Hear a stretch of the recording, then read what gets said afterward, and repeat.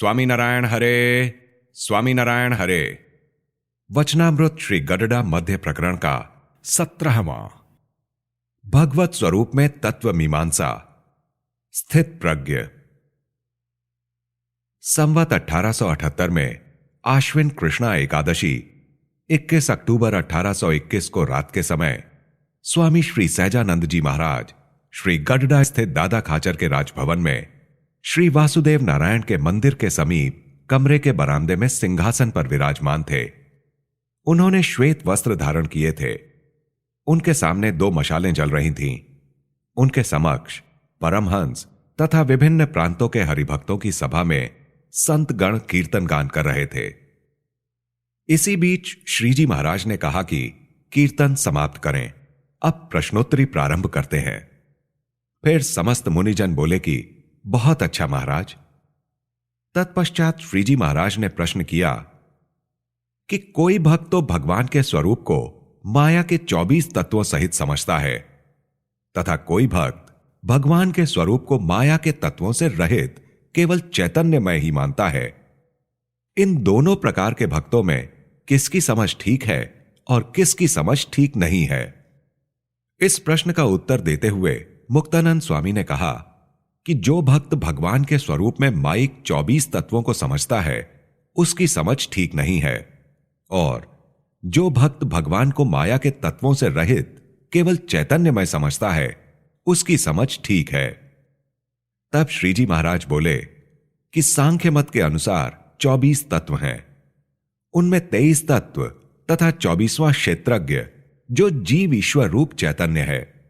इस प्रकार 24 तत्व कहे गए हैं, क्योंकि क्षेत्र एवं क्षेत्रज्ञ का अन्योन्याश्रय भाव है और क्षेत्रज्ञ को क्षेत्र के बिना बतलाया ही नहीं जा सकता और क्षेत्र के बिना क्षेत्रज्ञ नहीं कहा जा सकता। इसीलिए जीव ईश्वर को तत्वों के साथ ही बताया गया है, और भगवान तो क्षेत्र तथा क्षेत्रज्ञ दोनों के ही आश्रयदाता हैं। अतः माइक तत्वों को भगवान से भिन्न कैसे कहा जा सकता है? जिस प्रकार आकाश में चारों तत्व के रहते हुए भी वह इन तत्वों से निर्लिप्त है, वैसे ही परमेश्वर भी माइक तत्वों से पूर्णतः निर्लिप्त है। ऐसे उस भगवान के स्वरूप को यदि 24 तत्वों सहित कहेंगे तो उसमें क्या बात आता है, और यदि भगवान को तत्व रहित कहेंगे तो उसमें क्या निर्बाधता आ जाती है? हमें तो ऐसा प्रतीत होता है।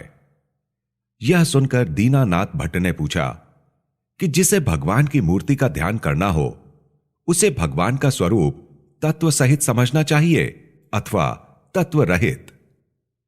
तब श्रीजी महाराज ने कहा कि जो भक्त भगवान के स्वरूप को तत्व सहित समझता है वह भी पापी है, और जो भगवान के स्वरूप को तत्व रहित जानता है वह भी पापी है। भगवान के भक्त को भगवान के स्वरूप में तत्व होने या ना होने के प्रश्न पर वाद विवाद करना बिल्कुल अच्छा नहीं लगता। जो भक्त होता है वह तो यही जानता है कि भगवान तो भगवान ही हैं। उनके स्वरूप में माइक अमाइक भाव के लिए कोई गुंजाइश ही नहीं है। वे भगवान तो समग्र रूप से दिव्य हैं तथा अनंत ब्रह्मांडों की आत्मा हैं। और जिस भक्त को भगवान के स्वरूप में किसी प्रकार का तर्क वितर्क नहीं होता उसे निर्विकल्प स्थिति वाला जानना चाहिए, तथा जिसकी ऐसी एक एवं स्थिर मति हो उसे स्थित प्रज्ञ समझना चाहिए, और जिसे भगवान के स्वरूप में ऐसी दृढ़ मति रहती है उसे भगवान समस्त पापों से मुक्त करते हैं। भगवत गीता में भगवान ने अर्जुन से कहा है कि सर्वधर्मान परित्यज्य मामेकम शरणम व्रज अहम त्वा सर्व पापेभ्यो मोक्षयिष्यामि मा शुचः। इस संसार में ऐसी भी रीति है कि जिससे अपना बड़ा स्वार्थ सिद्ध होता हो उसके दोषों पर बुद्धिमान पुरुष ध्यान नहीं देता। जिस प्रकार स्त्री अपने स्वार्थ के कारण पति के दोषों की उपेक्षा कर देती है, तथा यदि अतिशय स्वार्थ हो तो अन्य गृहस्थ भी अपने भाइयों, भतीजों और लड़कों आदि संबंधी जनों के दोषों पर ध्यान नहीं देते, वैसे ही जिसने भगवान के साथ अपना बड़ा स्वार्थ सिद्ध होना जान लिया हो कि भगवान अपने भक्त को पाप तथा अज्ञान से मुक्त करके अभय पद प्रदान करते हैं, तो उसे भगवान के स्वरूप में कोई दोष दिखाई ही नहीं पड़ता। जिस प्रकार शुक जी ने रास पंचाध्यायी का वर्णन किया, तब राजा परीक्षित को संशय हुआ कि भगवान ने पर स्त्री का संग क्यों किया, परंतु शुक जी को लेश मात्र भी संशय नहीं हुआ तथा गोपियों के साथ भगवान ने जो विहार किया उसके संबंध में गोपियों को भी संशय नहीं हुआ कि भगवान होकर ऐसा आचरण क्यों करते हैं। ऐसा संशय किसी भी प्रकार से नहीं हुआ। और जब भगवान कुब्जा के घर गए तब वे उद्धव जी को भी अपने साथ ले गए थे, परंतु उद्धव जी को किसी भी प्रकार का संशय नहीं हुआ।